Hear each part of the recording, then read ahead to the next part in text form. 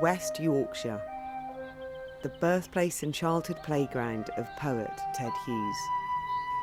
It was the fields, woods and moorlands of this childhood landscape that provided much of the inspiration for his later work. I came to Hebden Bridge to meet Donald Crossley, one of Hughes' childhood friends. There was no television, the wireless was in its infancy, no television, no motor cars to jump in. Everybody walked to school. I mean, nowadays the roads are full of cars for school. But those days in the 30s were idyllic. We played out. I'd go and knock on young Teddy's door and say, "Is Teddy playing out?" Or I'd go up to Derek's house and say, "Is Derek playing out?" And you played till it went dark. All kinds of games. Ted corresponded with Donald in later life, reflecting on their shared childhood and the valley they played in together as boys. Right, this is what I'm looking for. Just hold that gate. It was in Crinworth Dean, camping on that level, under a little cliff, beside the road going up, in about 1937 or earlier, that I had the dream that turned later into all my writing. Sacred place for me. That place that he's talking about there. We're going into that valley. Yes, we shall go into that valley, yeah.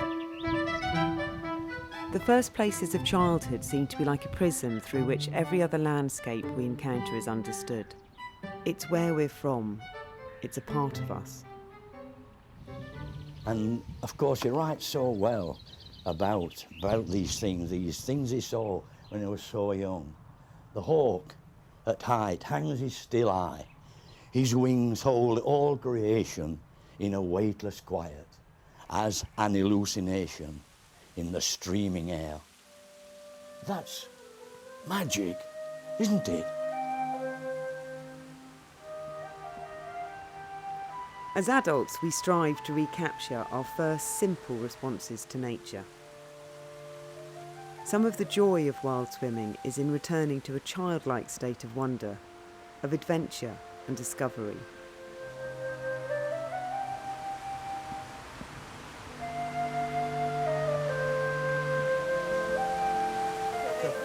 It's quite a haunting life at the moment. Yeah.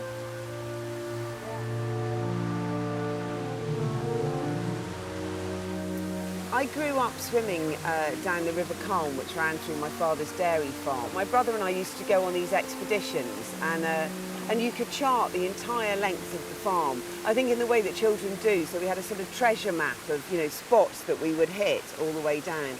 So we started off going underneath this bridge, Humpback Bridge, where we sort of shout a lot. And then you get pushed towards some waterfalls, have to scrabble to get out before you got pushed over the side. Down through a straight where we could kind of sprint, lots of minnows around. Over some rapids, very exciting.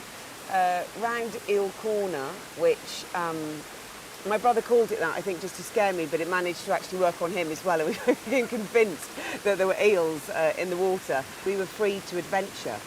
So I love having that sense of freedom. And while swimming is one of the few things that offers it, you don't feel contained at all by man or other people or roads or waymarkers. You can just sort of whirl around and do exactly what you want. And for me, it does go right back to all the freedom that I had when I was growing up.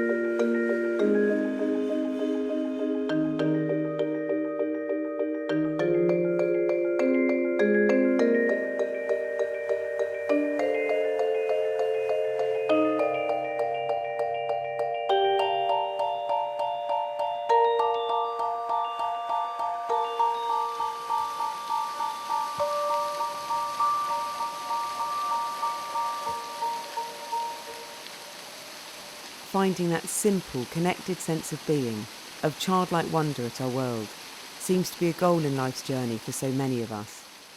It's ironic that it's also our beginning. The birthday letters which he published very late, not long before he died, this came, and he's written in this, "Before us stands yesterday."